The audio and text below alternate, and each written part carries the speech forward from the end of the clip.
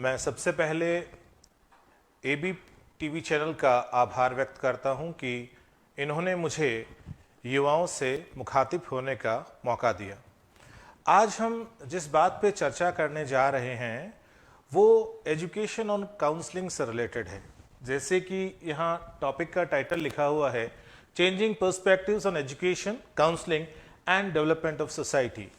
इस टॉपिक से हमें स्पष्ट होता है कि शिक्षा और मार्गदर्शन ये दोनों मिलकर हमारे समाज के विकास को दिशा देते हैं।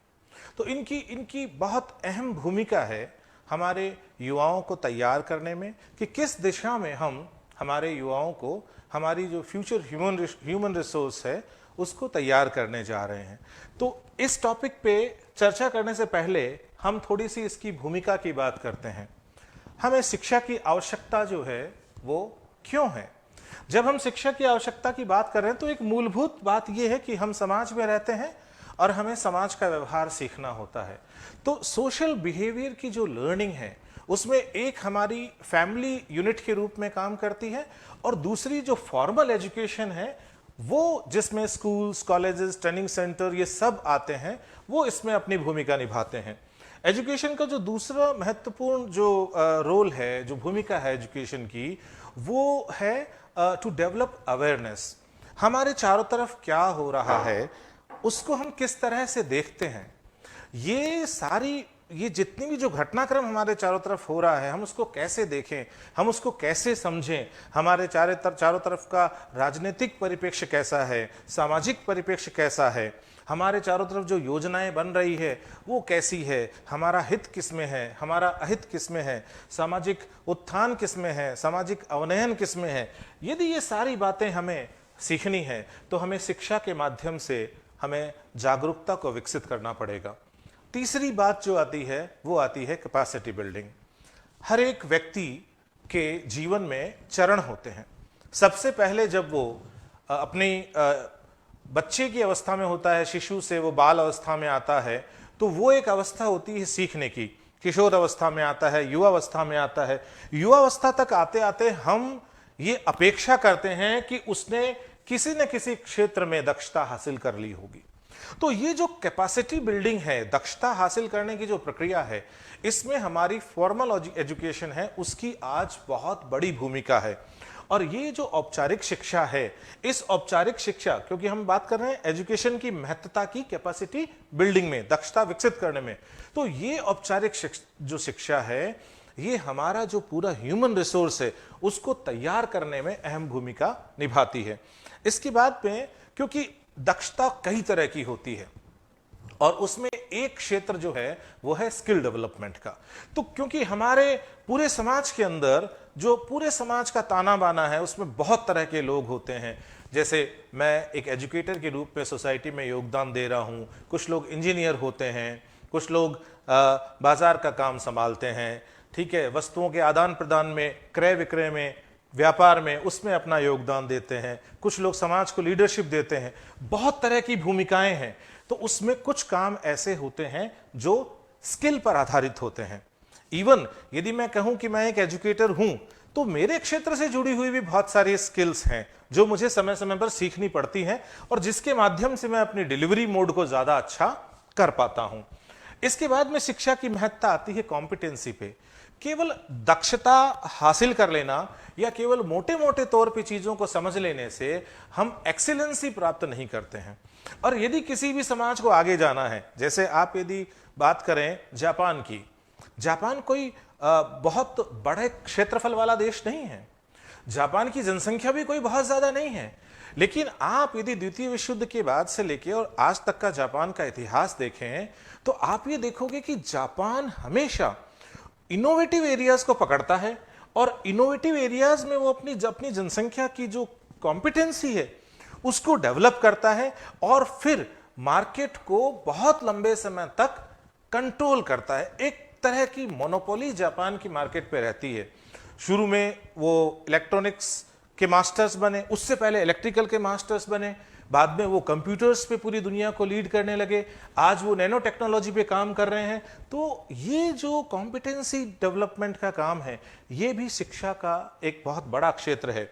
और नो डाउट शिक्षा का जो जो एक पूरा सार है वो ये है कि हम किस तरह हमारी जनसंख्या जो है उसका व्यक्तित्व निर्माण करते हैं, हम हमारे मानव संसाधन को किस तरह से तैयार करते हैं, किस तरह से हम एक एक व्यक्ति को, हमारे मानव संसाधन के एक एक अंश को पूर्णता की ओर ले जाते हैं। ये सारा काम है शिक्षा का। यदि मैं बात करूं यहां पर काउंसलिंग की, तो देखो शिक्षा जब तक वो सदिश नहीं होगी तब तक हमें उसके अच्छे परिणाम नहीं मिल सकते, और वो सदिश तभी होगी जब मार्गदर्शन की भूमिका को हम अंडरलाइन करेंगे। यदि हम काउंसलिंग या मार्गदर्शन की भूमिका को इग्नोर करेंगे तो अभी अगली ही स्लाइड में मैं आपको बताऊंगा कि किस तरह के परिणाम हमारे सामने आ सकते हैं।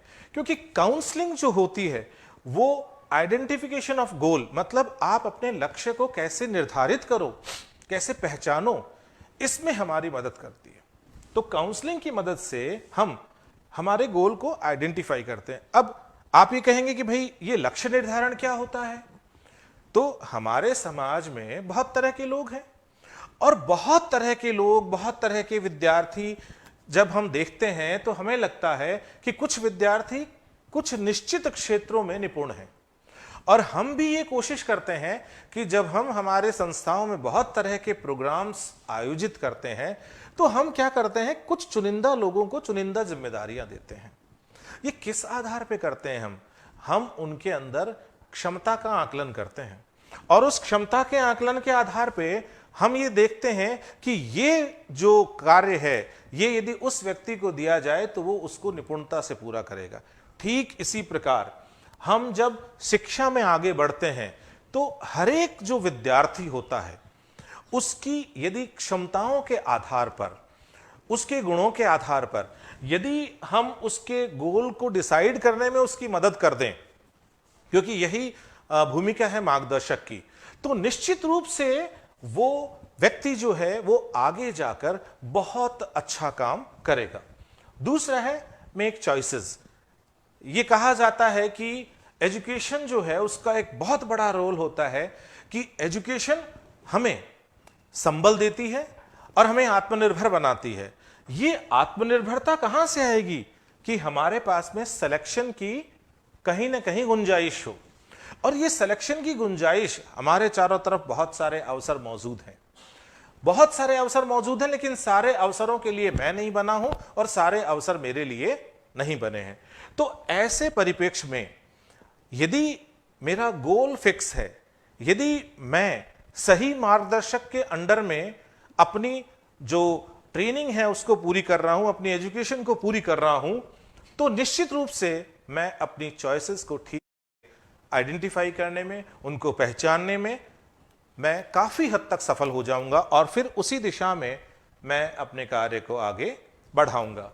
जब हम बात करते हैं फॉलो राइट स्ट्रेटजी, जब मुझे ये पता है मेरा लक्ष्य क्या है, और जब मुझे ये मैंने आइडेंटिफाई कर लिया कि मेरे चारों तरफ जितने भी अवसर हैं वो किसी भी स्तर पे हो सकते हैं, स्थानीय स्तर से लेके और वैश्विक स्तर पर, क्योंकि आज हम एक वैश्विक ग्राम में निवास करते हैं।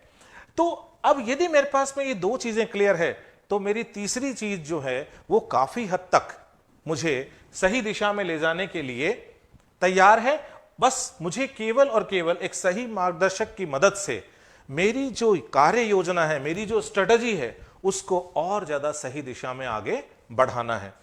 फिर जब बात आती है बेटर पेरेंटिंग की, अभी मैं आपसे पेरेंटिंग की थोड़ी डिटेल में बात करूंगा जब मैं इंडियन कॉन्टेक्स्ट की बात करूंगा। यहां पे सिर्फ मैं इतना ही कह देता हूं कि जब हम बात करते हैं कि कोई भी युवा धीरे धीरे धीरे एक दक्ष मानव संसाधन के रूप में तैयार होता है, तो उस पूरी प्रक्रिया में जितने भी औपचारिक संस्थाएं हैं, नो डाउट उनकी भूमिका है, लेकिन उनकी भूमिका के साथ साथ एक बहुत बड़ी भूमिका है पेरेंटिंग की। क्योंकि यदि हमें डेमोक्रेटिक पेरेंटिंग नहीं मिल रही है, यदि हमारे पेरेंट्स हमारे जो गोल्स हैं, हमारी जो हमने जो चॉइसेस निर्धारित की है, हमने जो स्ट्रेटेजी बनाई है, यदि वो उसको कारगर करने में हमारे साथ कदम से कदम नहीं मिला रहे हैं, तो कई बार क्या होता है कि इन दोनों के अंदर क्लैश होता है। एक जो स्टूडेंट अपनी चॉइसेस निर्धारित करता है और अपने लिए गोल निर्धारित करता है, और एक वो जो उसके पेरेंट्स उसके ऊपर इंपोज करते हैं। और जब ये क्लैश की कंडीशन आती है तो यहां पर ये मान लीजिए कैरियर बनने की बजाय डिस्ट्रक्शन शुरू हो जाता है। फिर बात आती है सपोर्टिंग एनवायरनमेंट की। सपोर्टिंग एनवायरनमेंट जो है, एक तो हमने कहा बेटर पेरेंटिंग।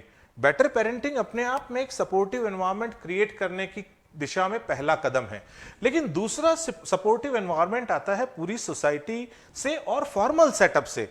ये जो औपचारिक शिक्षा का जो ताना बाना है, जो ढांचा है, इसके अंदर जो लोग काम कर रहे हैं उनको हमेशा स्टेक होल्डर्स, और जिसमें सबसे इंपॉर्टेंट है जो विद्यार्थी हैं, उनके साथ फ्रेंडली होना होगा। यदि वो उनके साथ फ्रेंडली रहेंगे, यदि वो उनको समझने की कोशिश करेंगे, तभी ये संभव है कि वो उनको एक सपोर्टिव एनवायरनमेंट दे सकें। और यदि सपोर्टिव एनवायरनमेंट मिलता है तो विश्वास मानिए कि विद्यार्थी अपनी क्षमता से भी कहीं ज्यादा अधिक अच्छी परफॉर्मेंस देने में सफल होता है। Exposure of right role models.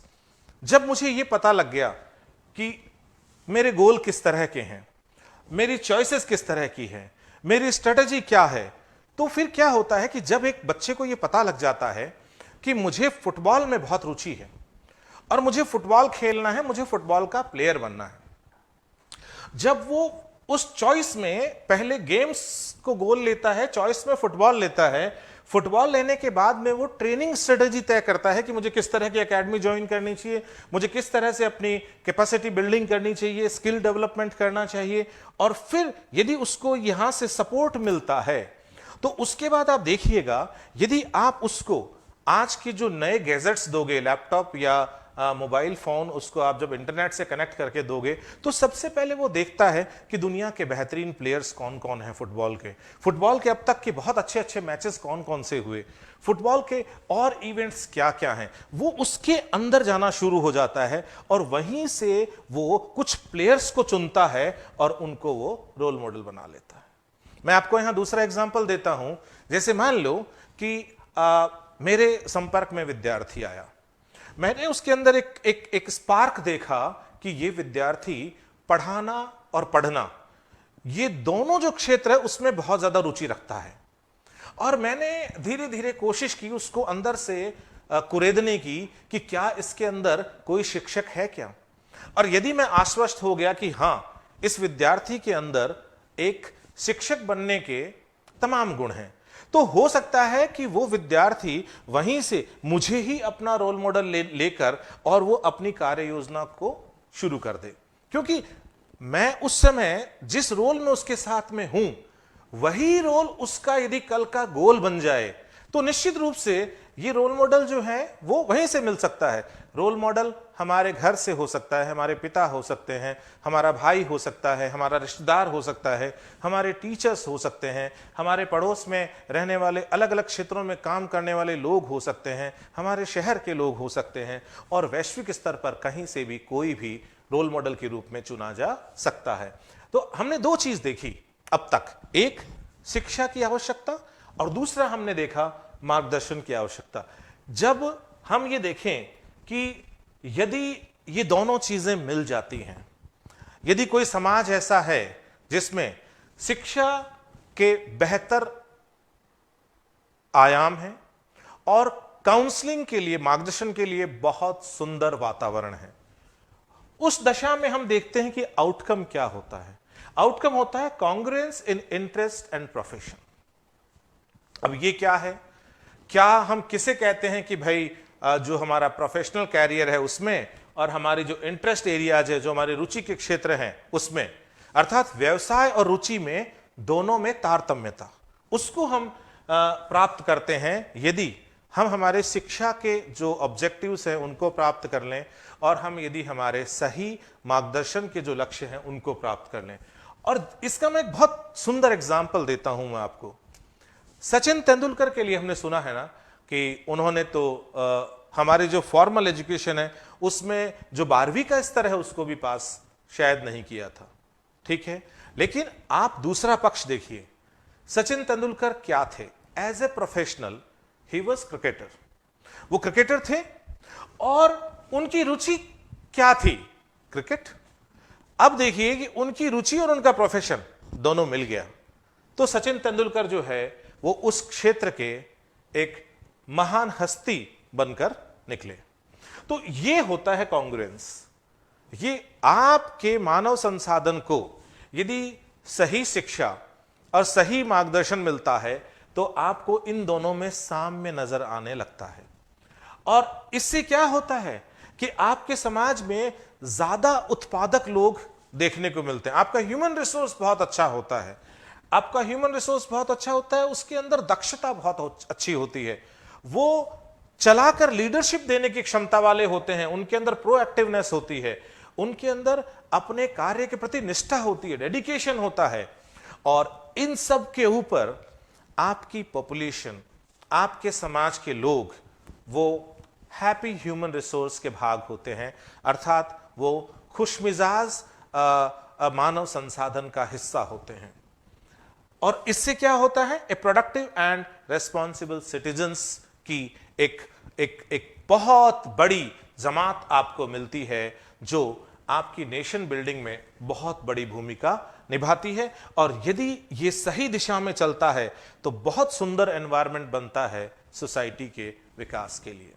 ये बात आपको यदि थोड़ी बहुत भी ना जच रही हो तो मैं आपको एक एग्जाम्पल देता हूं। ह्यूमन डेवलपमेंट रिपोर्ट में बहुत सारे इंडेक्सेस आती हैं, और उन बहुत सारे इंडेक्सेस में ह्यूमन डेवलपमेंट इंडेक्स भी है, inequality adjusted human development index भी है, उसके अंदर जेंडर डेवलपमेंट इंडेक्स भी है, और उसके अलावा बहुत सारी एजेंसीज और भी इंडेक्सेस निकालती है, जैसे हैप्पीनेस इंडेक्स है। यदि आप उनके अंदर देखोगे तो आप देखोगे कि स्कैंडिनेवियन कंट्रीज की परफॉर्मेंस बहुत अच्छी है, और भी बहुत सारे देश हैं। और अब यदि आप वापस जाके उनकी शिक्षा के ढांचे को देखते हो, फॉर्मल एजुकेशन का पूरा सिस्टम की आप उनके अध्ययन करते हो, आप वहां पर काउंसलिंग देखते हो, आप वहां पर पेरेंटिंग स्टाइल को यदि एनालाइज करते हो और उसकी रिसर्च करते हो, तो आपको ये लगेगा कि यार वहां पर जो मूल कारण है वो ये है कि पूरा का पूरा एनवायरनमेंट सपोर्टिव है, और उस सपोर्टिव एनवायरनमेंट के अंदर इंटरेस्ट और प्रोफेशन के अंदर बहुत सुंदर तालमेल है। और उस सुंदर तालमेल का परिणाम ये है कि वहां के लोग अच्छे उत्पादक हैं, और उसके साथ साथ वहां के लोग खुश हैं। और उसके अलावा यदि आप दूसरी चीज देखते हो तो आपको वहां देखने को मिलेगा कि वहां के लोग लॉ अबाइडिंग सिटीजन्स हैं, है ना। क्यों? क्योंकि उनके अंदर ये सारे चरित्र जब विकसित हो रहे हैं तो उनके अंदर ऑटोमेटिकली रिस्पॉन्सिबिलिटी का जो एक कैरेक्टर है वो भी उनके अंदर आ रहा है, और इसका परिणाम ये है कि वो एक बेहतर समाज के विकास की ओर आगे बढ़ते हैं। अब देखो, यदि पुअर एजुकेशन है और पुअर काउंसलिंग है, उसके कितने घातक परिणाम हो सकते हैं, उनकी चर्चा हम करते हैं। यदि हम ये देखें कि एजुकेशन और काउंसलिंग वो बहुत सही दिशा में नहीं है, यदि उनके लिए अच्छा एनवायरनमेंट हमारे पास में नहीं है, तो उसमें जो सबसे बड़ा परिणाम आता है वो आता है mismatch in profession, interest and personality. और ये बड़ा दुखदाई होता है, बहुत दुखदाई होता है। हम लोग कंप्लेन करते हैं कि टीचर्स क्लास नहीं लेते, डॉक्टर्स पेशेंट नहीं देखते, इंजीनियर्स जो हैं वो हमारे जो डेवलपमेंटल प्रोजेक्ट्स हैं उनकी निगरानी नहीं रखते।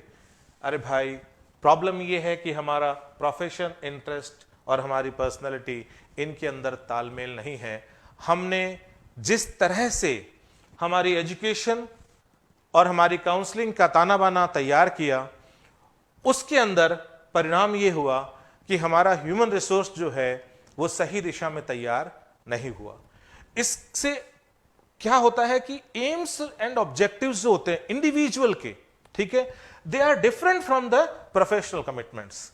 अब मान लीजिए कि मैं रुचि से शिक्षक नहीं हूं, तो मान के चलिए कि मैं हमेशा उन सारे अवसरों से दूर भागूंगा जब मुझे पढ़ाने का मौका मिलेगा। और यदि मैं क्यों दूर भागूंगा? क्योंकि मेरा जो एम्स और ऑब्जेक्टिव है वो मेरे प्रोफेशन से कहीं भी दूर दूर तक संबंध नहीं रखते। इसका मतलब मैं टीचर तो हूं, लेकिन मैं बाय डिफॉल्ट टीचर हूं।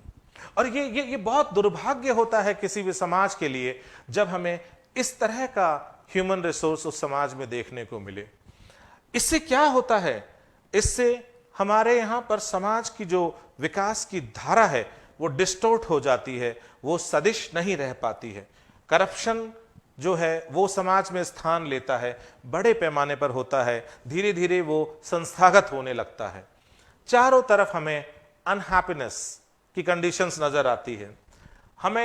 हम देखते हैं कि हमारे लोग जो हमारे काम कर रहे हैं, जिनको हमने जिम्मेदारियां दी है अलग अलग, टीचर, डॉक्टर, प्रोफेसर, लीडर्स, वो लो प्रोडक्टिविटी वाले हैं। और इस सारे के सारे के अंदर हमें ये दिखता है कि हमारे चारों तरफ जो इंडिविजुअल्स हैं, they are looking like helpless creatures. वो ऐसे दिखता है जैसे असहाय लोगों की भीड़ हमारे चारों तरफ है। ये होता है जब किसी भी समाज के अंदर शिक्षा और मार्गदर्शन, इन दोनों की दशा अच्छी नहीं होती। देखिए, ये सारी बातें मैं कर रहा हूं इस चैनल के माध्यम से, और ये जो चैनल है, ये चैनल डेडिकेटेड है हमारे क्षेत्र में युवाओं को बेहतरी से शिक्षा देने के लिए। तो जब हम यहां की बात कर रहे हैं तो हमें इन सब चीजों का सोसाइटी पे क्या प्रभाव पड़ेगा, उसकी बात इस प्लेटफॉर्म से करनी चाहिए। अब देखो, सोसाइटी का क्या है कि the scenario of development of society will get a new direction. उसमें क्या होगा कि सबसे पहली बात कि हम योजनाएं कुछ और बनाएंगे, परिणति कुछ और होगी। इसका मतलब हम दिशाहीन होते चलेंगे। हमारे यहां पर अनहेल्दी सोशल एनवायरनमेंट बनेगा। अनहेल्दी सोशल एनवायरनमेंट के अंदर एक खास बात होती है कि लोग एक दूसरे का सहयोग नहीं करते। क्यों? क्योंकि सबसे बड़ी बात है ना कि हर दूसरा आदमी प्रोफेशन से कुछ और है, वो व्यक्तित्व से कुछ और है, और वो रुचि से कुछ और है। तो ऐसे में हमें जो रोल मॉडल मिलते हैं, वो रोल मॉडल हमारे लिए अच्छे रोल मॉडल नहीं होते। तो आगे का जो विकास की धारा है वो भी फिर गलत दिशा में ही मुड़ने लगती है। डिस्ट्रेस, तनाव की स्थिति रहती है, और ऑब्वियसली लो प्रोडक्टिविटी, पूरे समाज के स्तर पर प्रोडक्टिविटी का लेवल जो है वो कमजोर होता है।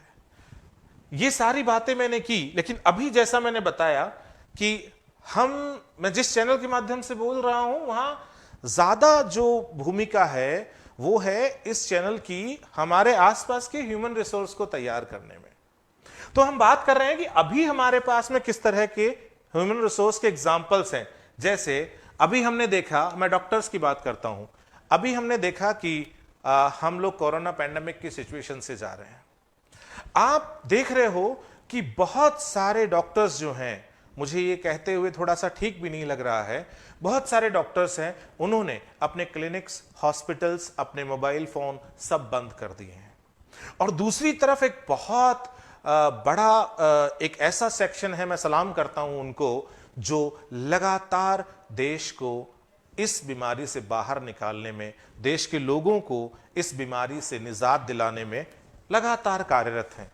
तो अब हमारे पास में दोनों तरह के लोग हैं, लेकिन जो दूसरे तरह के लोग हैं वो बहुत बड़ी संख्या में है। तो हमें देखना पड़ेगा कि भूल कहां हुई। क्या हमने जिनको डॉक्टर बनाया था, क्या वो इस प्रोफेशन के लिए ही बने थे? क्या वो इस प्रोफेशन को इथिकली प्रैक्टिस में लाने के लिए हमने तैयार किए थे?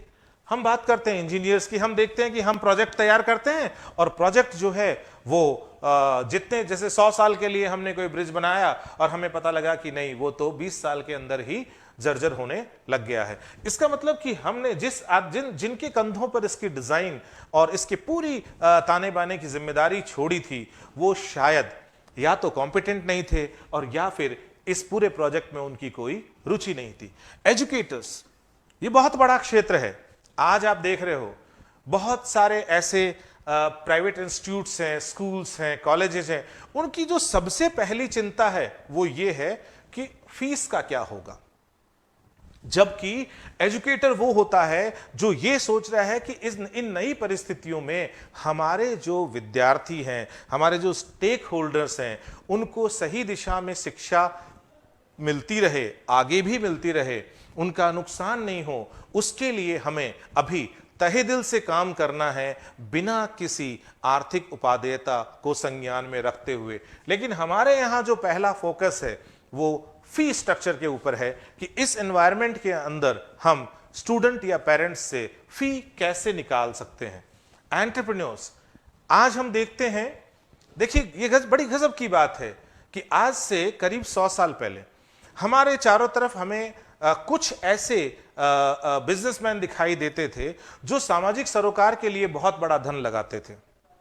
आज हमारे यहां पर हमने उसको संस्थागत तरीके से तो बहुत सुंदर कर लिया है, हमने कॉर्पोरेट रिस्पॉन्सिबिलिटी फंड्स भी बना लिए हैं बहुत बड़ी बड़ी संस्थाओं के लिए, लेकिन सबसे बड़ी बात है कि वो सारे के सारी चीजें बन तो गई है, लेकिन हमारे जो एंटरप्रेन्योर जो हमने तैयार किए हैं वो आज सामाजिक विकास की दिशा में कार्य करने के लिए तैयार नहीं है। यदि ऐसा होता, विश्वास मानिए कि यदि हम अच्छे एंटरप्रेन्योर तैयार करते तो हमें यह देखने को नहीं मिलता कि 1, 2 या 150 नहीं बल्कि सैकड़ों एंटरप्रेन्योर्स हैं वो बैंकों से लोन ले लेकर हिंदुस्तान छोड़कर बाहर के मुल्कों में जाकर बस गए हैं। ये चीज जो हमें देखने को मिल रही है, लीडर्स, हम आज देखते हैं कि किसी भी परिस्थिति में आम जो भारतीय नागरिक है वो अपने नेतृत्व में आस्था खो चुका है। नेतृत्व में आस्था क्यों खो चुका है? क्योंकि हमने जिस सिस्टम से लीडर्स तैयार किए वो लीडर्स जो हैं उनका सामाजिक सरोकार दूर दूर तक नहीं है। ये सारी की सारी परिस्थितियां कैसे विकसित हुई? ये परिस्थितियां तब विकसित हुई जब हमारे यहां पर हमने ये देखा कि एजुकेशन और काउंसलिंग का जो सिनेरियो है वो बहुत कमजोर है, और उस वातावरण के कमजोर होने के कारण ही हमें इन सब एग्जाम्पल्स के, ये बहुत सारे हो सकते हैं, इन सब एग्जाम्पल्स के माध्यम से हमने देखा कि हमारा पूरा सामाजिक विकास है वो एक गलत दिशा ले चुका है। सेकेंड वर्ल्ड वॉर की घटना आपको सबको पता है, हिटलर के बारे में सुना होगा, होलोकास्ट के बारे में सुना होगा, और जो एट्रोसिटीज हुई ज्यूज उसके बारे में सुना होगा। मुझे बताइए कि उस समय ज्यूज को मारने वाले डॉक्टर्स जो हैं, क्या उनको उनकी शिक्षा में यही सिखाया गया था कि तुम्हें आगे जाकर इस प्रोफेशन के माध्यम से लोगों को मारना है? क्या उस समय आपने यूनिवर्सिटीज में, कॉलेजेस में जो विद्यार्थी तैयार करे जो आगे जाके मान लीजिए पुलिस प्रशासन या किसी के भी हिस्से बने, क्या हमने ऐसे नागरिक तैयार किए जो बाद में जाके मानव सभ्यता के लिए काला अध्याय लिखें? इसका मतलब कि एजुकेशन को यदि हम टेक्निकल रूप से देखें तो ठीक है, आपने किसी को, मेरे को मान लो एजुकेशन मिली और मैं लिखने पढ़ने और समझने में सफल हो गया, लेकिन वो एजुकेशन की पूर्णता नहीं है। यदि आप शिक्षा की पूर्णता बात करोगे तो आपको शिक्षा के उद्देश्यों को भी रेखांकित करना पड़ेगा। यदि हम शिक्षित होकर भी ऐसे काम कर रहे हैं जो अशिक्षित भी नहीं करते तो शायद वो शिक्षा हमारे लिए बेमानी है। अब जब अभी मैंने बात कही कि मैं जिस प्लेटफॉर्म से बात कर रहा हूं वहां से हमें इंडियन कॉन्टेक्स्ट की यदि हम बात नहीं करें तो फिर इस लेक्चर का कोई मायना नहीं रहता है। जब मैं इंडियन कॉन्टेक्स्ट की बात करता हूं तो हमारे यहां पर हमारे लिए कुछ समस्याएं हैं। Poor resource allocation on education and counselling. आप सब जानते हो कि हमारी पूरी शिक्षा व्यवस्था के ऊपर हमारी जीडीपी का बहुत कम हिस्सा खर्च किया जाता है। हमारी स्वास्थ्य सेवाएं और शिक्षा दोनों पर मिला के हमें कम से कम 20% जीडीपी का खर्च करना चाहिए, लेकिन जितना करना चाहिए हम उसका लगभग 10वां हिस्सा ही खर्च कर पा रहे हैं। ठीक है, या मान लीजिए कि 20वां हिस्से तक हम पहुंच रहे हैं। तो मुझे बताइए कि जब हमारी स्थिति यह है कि हमें 100 रुपए खर्च करने चाहिए, वहां पर हम केवल और केवल 20 से 30 रुपया खर्च कर रहे हैं या 40 रुपए तक खर्चा कर दे रहे हैं, तो मुझे बताइए कि हमारी स्थिति जो है वो कैसे मजबूत होगी। जीडीपी का अच्छा होना यह संकेत करता है कि संसाधन है, लेकिन उन संसाधनों का वितरण हम कैसा कर रहे हैं, है ना, एलोकेशन ऑफ रिसोर्सेज हमारा कैसा है। यदि शिक्षा और स्वास्थ्य हमारे रिसोर्स एलोकेशन में ऊपर नहीं है तो मान के चलिए कि हमारे सामाजिक विकास की धारा में अवरोध पैदा होंगे ही होंगे। आपको पता है कि 1600 के आसपास ईस्ट इंडिया कंपनी का आगमन हुआ था। धीरे धीरे उसने अपनी जड़ें मजबूत करी और लगभग 200 सालों तक उन्होंने भारत के बड़े हिस्से पर राज किया। उस पूरे सिस्टम के अंदर, उस पूरे इतिहास के दौर के अंदर भारत में फॉर्मल एजुकेशन जो है वो रीशेप हुई। उस फॉर्मल एजुकेशन के रीशेप होने के पीछे हम ये जानते हैं कि जो मूल उद्देश्य था वो ये था कि कॉलोनियल माइंडसेट अपने तरीके से बाबू तैयार करना चाहता था। तो हमारी जो शिक्षा की दिशा है उसमें एक बहुत बड़ी आवश्यकता है कि हम उस पार्ट को अनलर्न करें। यदि हम उसको अनलर्न नहीं करेंगे तो हमारे पास में अच्छी लीडरशिप, हमारे पास में प्रोएक्टिवनेस का बिहेवियर और हमारे पास में कॉम्पिटेंसी, दक्षता, ये उस पैमाने तक नहीं आ सकती जिस पैमाने तक हम उसको लाना चाहते हैं। तो एक चैलेंज हमारे पास में ये है कि हमारे पास रिसोर्स एलोकेशन बहुत कमजोर है। अभी तक भी हम इसको नहीं समझ पा रहे हैं कि ये हमारा सबसे प्राथमिक एरिया होना चाहिए, शिक्षा और स्वास्थ्य। दूसरा कि हमारा एक बहुत बड़ी जिम्मेदारी थी कि हम उस कॉलोनियल सेटअप से बाहर निकलते, उस कॉलोनियल माइंडसेट से बाहर निकलते, उस मैकॉले सिस्टम से बाहर निकलते जिससे हम आज तक बाहर नहीं निकले हैं। तीसरा है अथॉरिटेरियन पेरेंटशिप, पेरेंटिंग। हम इसको स्वीकार करें या नहीं करें, मैं ये नहीं कहता कि भारतीय संस्कृति अच्छी है या खराब है, क्योंकि हर संस्कृति अच्छी होती है और निश्चित रूप से मेरे भारत की संस्कृति भी अच्छी है। लेकिन यदि मेरे से पेरेंटिंग की बात की जाएगी तो मैं इस बात को कदापि स्वीकार नहीं कर सकता कि भारत में जो पेरेंटिंग है वो लोकतांत्रिक है। नहीं, भारत में पेरेंटिंग जो है वो अथॉरिटेरियन है। लोकतांत्रिक या डेमोक्रेटिक पेरेंटिंग का अभाव है। उस दशा के अंदर क्या हो रहा है कि विद्यार्थी को अपनी क्षमताओं के आकलन कर अपने निर्णय लेने का जो अधिकार है वो नहीं है, और उसके कारण क्या हो रहा है कि विद्यार्थी अपनी रुचि के क्षेत्रों में ना जाकर वो फोर्सफुली किसी क्षेत्र में धकेल दिया जाता है और आगे जाकर वो हो सकता है कि तकनीकी रूप से सफल हो जाए। जैसे एक आदमी को यदि बहुत ज्यादा रुचि है कविताएं पढ़ने में और वो बहुत अच्छा लिखता है और वो बहुत अच्छा कविताएं पढ़ता है, उसको आपने कहा कि नहीं, तुझे तो डॉक्टर ही बनना है क्योंकि मेरा सपना है। पिता कहता है कि मेरा सपना है कि तुम डॉक्टर बनो। अब हुआ क्या कि वो डॉक्टर भी बन गया, वो डॉक्टर भी बन गया और उसने पेशेंट्स को देखना भी शुरू कर दिया। लेकिन वो पूरे के पूरे जीवन काल में एक अनहैप्पी ह्यूमन बीइंग है। वो पैसा है उसके पास में, लेकिन वो उस पैसे को एंजॉय नहीं कर पा रहा। उसके आसपास रहने वाले लोगों के साथ में वो अच्छा व्यवहार नहीं कर पा रहा, क्योंकि वो अंदर से एक बिखरा हुआ व्यक्तित्व है। उसे बनना क्या था, वो बन क्या गया। उसका इंटरेस्ट कहीं और था, उसका प्रोफेशन उसको कहीं और ले गया। तो उसमें क्या है कि उसके पास आर्थिक संसाधन तो हैं, लेकिन उसके पास में अपने जॉब के प्रति वो कमिटमेंट नहीं है, क्योंकि वो कमिटमेंट आएगा कैसे, वो अपने रुचि के क्षेत्र में है ही नहीं। ठीक है, तो इन सब चीजों से ये अथॉरिटेरियन पेरेंटिंग बेसिकली क्या करती है कि एक पूरे व्यक्तित्व को जो दिशा मिलनी चाहिए उस दिशा में नहीं जाने देती। और अथॉरिटेरियन पेरेंटिंग को हम किसी भी सूरत के अंदर सही नहीं ठहरा सकते। Poor leadership and policy execution, हम कह रहे हैं कि हमारा यहां रिसर्च एलोकेशन बहुत कमजोर है, क्योंकि हमारी जो लीडरशिप है उसका आज की तारीख में सामाजिक सरोकार बहुत कमजोर है। उसका सामाजिक सरोकार कमजोर होने के कारण एजुकेशन और हेल्थ में रिसोर्स एलोकेशन की महत्वता क्या है और कितना होना चाहिए, इस तरफ उनका संज्ञान ही नहीं है।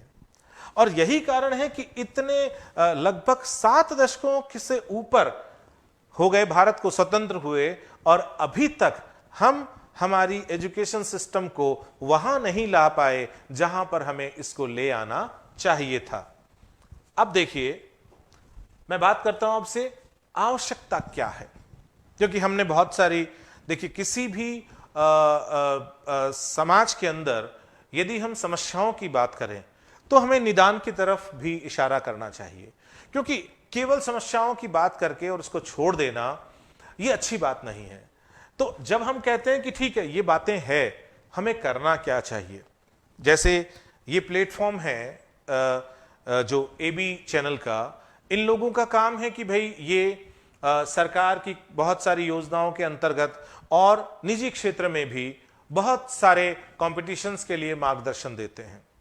तो सबसे बड़ी बात है कि जब इस तरह का एनवायरनमेंट है और जहां से मैं बोल रहा हूं वहां से मुझे यह बात भी बतानी चाहिए कि यदि ये कमियां हैं तो फिर हमें यह बताइए कि अच्छाई का रास्ता कहां है। तो देखो, सबसे पहले हमें सपोर्टिव पेरेंटिंग की ड्राइव को आगे बढ़ाना पड़ेगा। हमें बार बार केवल विद्यार्थी को टारगेट करने की बजाय हमें कहीं ना कहीं पर हमें पेरेंट्स की काउंसलिंग को भी महत्व देना पड़ेगा। यदि हम पेरेंट्स की काउंसलिंग को महत्व नहीं देंगे तो हमारे घरों में स्वस्थ माहौल नहीं होंगे, हमारे बच्चे सही दिशा में एक अच्छे मानव संसाधन के रूप में तैयार नहीं होंगे और नुकसान पूरे सामाजिक विकास को भोगना पड़ेगा। दूसरा है डेमोक्रेटिक स्कूल एनवायरनमेंट। यह बहुत जरूरी है। एक विद्यार्थी जब स्कूल में जाता है और जब वो धीरे धीरे स्कूल में फॉर्मल एजुकेशन के सेटअप में बड़ा होता है, वो पीरियड है जब वो सबसे ज्यादा जिज्ञासु होता है। यदि हमारे टीचर्स, यदि हमारे स्कूल का ओवरऑल एनवायरनमेंट, पूरे स्कूल का वातावरण सपोर्टिव है तो पग पग पर उसकी जिज्ञासाओं का उसे उत्तर मिलेगा। यदि उसको उसकी जिज्ञासाओं का उत्तर मिलता जाएगा तो यह बात तय है कि वो अपने आसपास के वातावरण को, अपनी सराउंडिंग को, अपने समाज को ज्यादा बेहतरी से समझेगा। जब वो समाज को ज्यादा बेहतरी से समझेगा तो धीरे धीरे वो विद्यार्थी समाज में अपनी भूमिका को रेखांकित करने की कोशिश करेगा। वो पहला स्टेप है जहां पर विद्यार्थी अपने गोल आइडेंटिफिकेशन की दिशा में, अपने लक्ष्य को निर्धारित करने की दिशा में आगे बढ़ता है। अब जो स्कूल्स का जो दूसरा रोल है वो ये है कि स्कूल्स विद्यार्थी पर फोकस करें, टीचर्स विद्यार्थी पर फोकस करें, विद्यार्थी के अंदर उसके अंदर जो छिपा हुआ है, जो उसकी महत्वाकांक्षाएं बन रही है, जो उसके लक्ष्य बन रहे हैं, उनको ऊपर सरफेस पे लाकर और उसको उस दिशा में मार्गदर्शित करें, अर्थात उसकी सही काउंसलिंग करें। यदि हमारे स्कूल्स डेमोक्रेटिक होंगे, यदि हमारे टीचर्स डेमोक्रेटिक होंगे, यदि हमारे एजुकेटर्स डेमोक्रेटिक होंगे और हमारे एजुकेटर्स के अंदर काउंसलिंग की एक कैरेक्टरिस्टिक्स होगी, तो निश्चित मानिए कि इन दोनों के अंदर विद्यार्थी वो अपने अपने उन्मुक्त विकास को आगे बढ़ाएगा, उन्मुक्त होकर अपना विकास करेगा। फिर क्या होगा कि इन दोनों को करने के लिए आपको क्या चाहिए? स्कूल्स में बेस्ट एजुकेटर और काउंसलर चाहिए, क्योंकि बेस्ट एजुकेटर, यदि आपकी शिक्षा के क्षेत्र में लोग अच्छे नहीं होंगे, यदि काउंसलिंग के क्षेत्र में लोग अच्छे नहीं होंगे, क्योंकि काउंसलिंग आपको बच्चों की भी करानी है, काउंसलिंग आपको पेरेंट्स की भी करानी है, तो यदि हमारे पास में अच्छे एजुकेटर नहीं होंगे, अच्छे काउंसलर नहीं होंगे, तो मुझे बताइए कि फिर वो समाज, फिर वो पूरा नया मानव संसाधन सही दिशा को कैसे पकड़ेगा?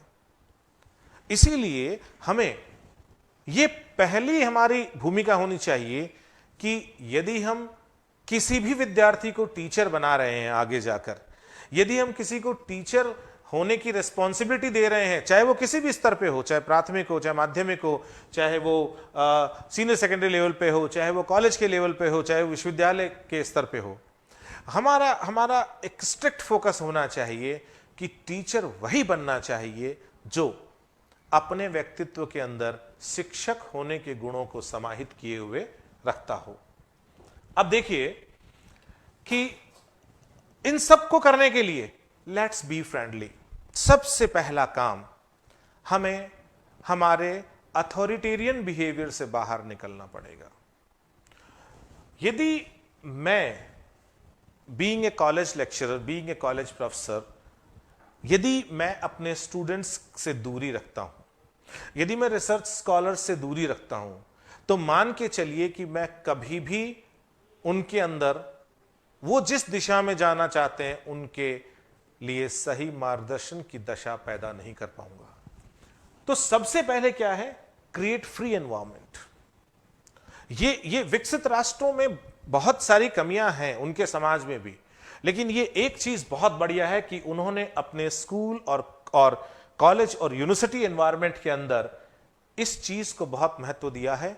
और यही कारण है कि वहां पर एलिमेंट्री एजुकेशन तो वहां पर यूनिवर्सल है, ठीक है, लेकिन उसके बाद यदि हायर एजुकेशन पे लोग जाते हैं तो वो थोड़ा अच्छा काम करते हैं। उसका रीजन है they have created free environment for learning.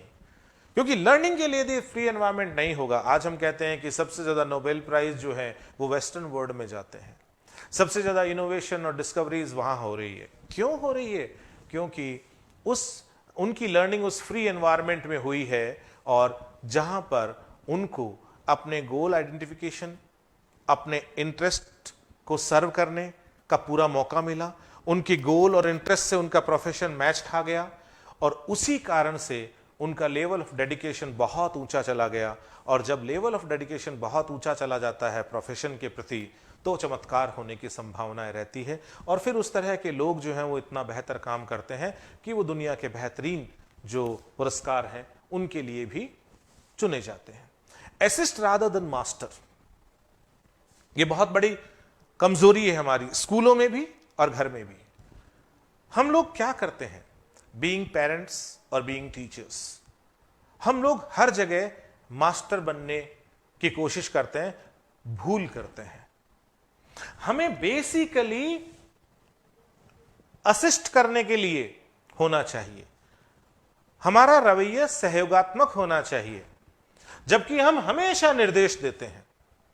और उस निर्देश में कभी भी जो नए विद्यार्थी हैं उनके व्यक्तित्व के लिए सकारात्मक दशा बनती ही नहीं है। जब हम बात करते हैं दूसरी बात की, become a facilitator rather than a dictator.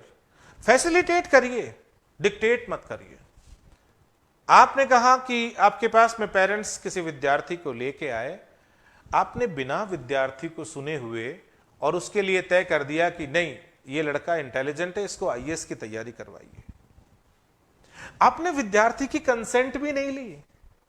आपको तो फैसिलिटेट करना था, विद्यार्थी से उसकी क्षमताएं निकालकर, और उसको बताना चाहिए था कि बेटा तुम्हारे लिए ये रास्ते हो सकते हैं, बोलो तुम्हारी क्या राय है, तुम क्या सोचते हो। वो कहता नहीं मैं ये सोचता हूं, अच्छा ठीक है, well fine, you can do this also, तो तुम्हें ये करना चाहिए। तुम्हारा रोल था फैसिलिटेटर का, आपने रोल निभाया डिक्टेटर का। सेम होता है हमारे घरों में पेरेंटिंग में। हमारे बच्चे ने 10th पास किया, सपोज हमारे बच्चे के 10th में 97% मार्क्स आए, अब तो साइंस लेनी ही लेनी है। कितना बड़ा ब्लंडर हम लोग कर बैठते हैं उस समय, जब हमें ये पता ही नहीं कि हमारा जो बच्चा है वो किस दिशा में जाना चाहता है और क्या बनना चाहता है, और आउटराइटली हम उसको थोप देते हैं, और उसको फिर हम क्या करते हैं, किसी न किसी कोचिंग संस्थान में एक मशीन के पार्ट की तरह, जैसे पिस्टन का काम होता है इंजन शुरू होने के बाद लगातार ऊपर नीचे होना, ठीक उसी तरह उस कोचिंग में लगातार सुबह शाम जो उसकी रेल बनती है, उसके अंदर वो अपने आप को फिट महसूस कर रहा है, मिसफिट महसूस कर रहा है, हम उस पर संज्ञान नहीं ले रहे हैं। उसी कोचिंग में यदि कोई ऐसा विद्यार्थी जा रहा है जो मेडिकल की कोचिंग कर रहा है, उसको डॉक्टर ही बनना है, उसकी रुचि डॉक्टर बनने की है, वो उसको एंजॉय करता है। लेकिन एक बच्चा जिसको बास्केटबॉल का प्लेयर बनना है, जो बार बार ग्राउंड की तरफ देखता है और उसको उस कोचिंग के अंदर बैठना पड़ रहा है, वो बेसिकली इंटेलिजेंट है, तो वो डॉक्टर या इंजीनियर तो बन जाएगा, लेकिन वो कभी भी एक सफल प्रोफेशनल नहीं बन पाएगा। Respect educators. हमारी सोसाइटी के अंदर, मैं इसलिए नहीं कह रहा हूं ये बात क्योंकि मैं एक एजुकेटर हूं, हमारी सोसाइटी के अंदर एक बहुत बड़ी कमी है कि हम एजुकेशन को सेकेंडरी पायदान के ऊपर, द्वितीयक पायदान के ऊपर रखते हैं। मेरा एक दोस्त है, जब उसने अपनी माँ को जाके खबर दी कि माँ मेरा असिस्टेंट प्रोफेसर में सिलेक्शन हो गया है, तो माँ ने पलट के कहा कि बेटा यदि पटवारी बन जाता तो कितना अच्छा रहता। ये बात सिर्फ और सिर्फ यहीं खत्म नहीं होती कि ये उस माँ का इग्नोरेंस था, ये बात यहां खत्म नहीं होती, ये बात यहां इस बात का महत्व है कि उसके दिमाग में, उस माता के दिमाग में प्रोफेसरशिप को लेकर, टीचर को लेकर, टीचिंग प्रोफेशन को लेकर इतने नकारात्मक भाव क्यों हैं?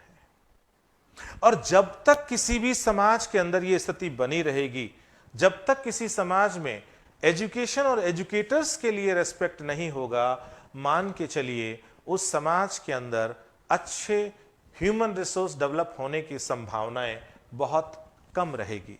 Right, select right institution and instructors, ये बहुत जरूरी है, चाहे फिजिकल हो या वर्चुअल।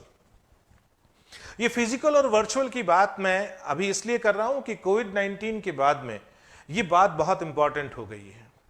देखिए, ये सारी बातें कि शिक्षा कैसी होनी चाहिए, शिक्षा का माहौल कैसा होना चाहिए, शिक्षा देने वाले कैसे होने चाहिए, मार्गदर्शन कैसा होना चाहिए, मार्गदर्शन देने वाला कैसा होना चाहिए, ये सारी बातें तो हमने करी। लेकिन अब बात ये आती है कि आपके चारों तरफ भौतिक रूप से, अर्थात आपके यहाँ इंस्टीट्यूट्स हैं, कॉलेज हैं, आईआईटीज हैं, आईआईएम हैं, मेडिकल कॉलेजेस हैं, स्कूल्स हैं, आपको चुनाव किसका करना है?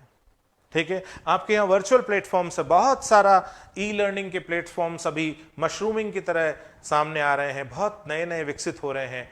लेकिन आपको ध्यान रखना है कि वो इंस्टीट्यूट्स कैसे हैं, वो वर्चुअल प्लेटफॉर्म्स कैसे हैं, वहां पर डिलीवरी देने वाले लोग कैसे हैं, उनकी कॉम्पिटेंसीज कैसी है।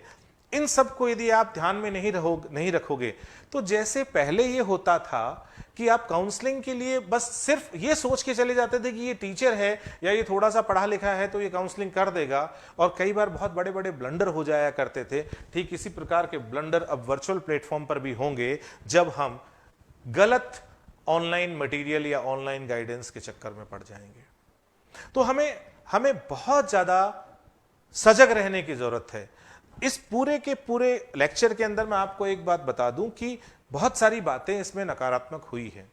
इसका मतलब ये नहीं है हम नकारात्मक हो जाएं, लेकिन एक बात और है कि यदि हम हमारे सिस्टम को बारीकी से नहीं समझेंगे, यदि हम उस सिस्टम के गुण और दोषों की चर्चा नहीं करेंगे, तो मुझे बताइए आने वाले समय के अंदर फिर हम सही दिशा का चुनाव कैसे करेंगे?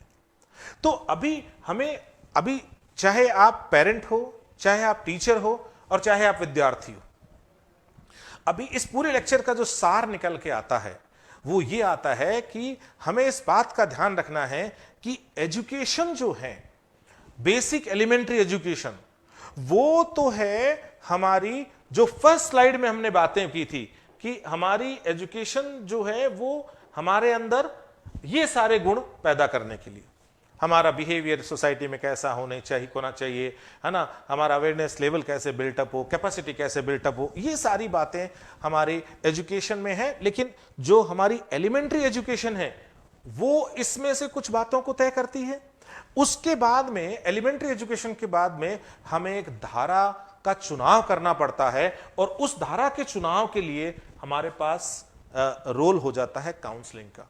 जैसे हमें 10th तक सबको एक जैसा कोर्स कुरिकुलम पढ़ना होता है, लेकिन उस 10th तक का जब कोर्स कुरिकुलम के लिए हम स्कूल्स जाते हैं और जब हम घरों में तैयारी करते हैं, तो पेरेंट्स को और स्कूल को एक बात ध्यान रखनी चाहिए कि वो बच्चे के इंटरेस्ट एरियाज को आइडेंटिफाई करे और उन एरियाज को थोड़ा सा ज्यादा फोकस करे।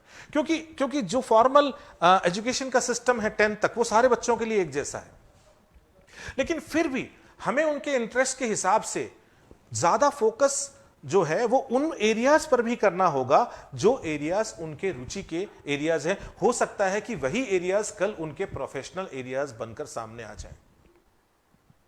फिर जब हम काउंसलिंग के लिए जाते हैं, जनरली हम लोग काउंसलिंग 9th-10th के बाद जाते हैं फॉर्मल काउंसलिंग के लिए, तो फिर हमें उस बच्चे के पूरी चारित्रिक विशेषताओं को ध्यान में रखकर निर्णय लेना चाहिए।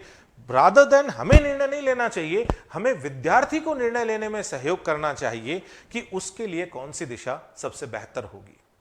वो बेहतर काउंसलिंग की ओर हमें ले जाता है, और यदि वो उसका सिलेक्शन सही हुआ तो उसके लिए हमें फिर उसको हेल्प करनी होगी गोल सेटिंग में, और उसके चारों तरफ जितने भी जो अवसर हैं उन अवसरों में से उसको अपनी चॉइस को आइडेंटिफाई करने में। और उसके बाद हमें बीइंग पेरेंट, बीइंग टीचर, हमें आसपास थोड़ा सा नज़र दौड़ानी होगी, थोड़ा सा एक्सरसाइज करनी पड़ेगी और हमें देखना पड़ेगा कि जो चुनाव मैंने अपने विद्यार्थी या अपने संतान के लिए किया है, उसके लिए बेहतर ट्रेनिंग अपॉर्चुनिटीज़, बेहतर एजुकेशन अपॉर्चुनिटीज़ कहाँ हैं, और हमें हमारे बच्चे या हमारे विद्यार्थी को उस दिशा में आगे बढ़ाना पड़ेगा।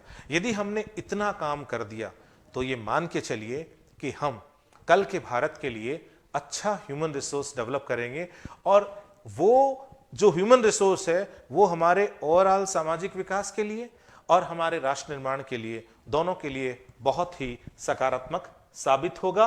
और मैं ये सोचता हूं कि शायद इस लेक्चर से जो बातें मैं आपसे करना चाहता था, शायद मैं वो कर पाया हूं। और अब ये वक्त आ गया है कि मैं, आपने जो धैर्यपूर्ण मुझे सुना, मैं उसके लिए आपका आभार व्यक्त करूं। और मैं आभार व्यक्त करता हूं एबी चैनल का कि उन्होंने इस वक्त, जब हम टीचर्स और हमारे विद्यार्थी, हम सबके सब अपने अपने घरों में कैद हैं, उस वक्त में आपने मुझे विद्यार्थियों से मुखातिब होने का मौका दिया। मैं एक बार पुनः दिल से आपका आभार व्यक्त करता हूं। Thank you. नमस्कार।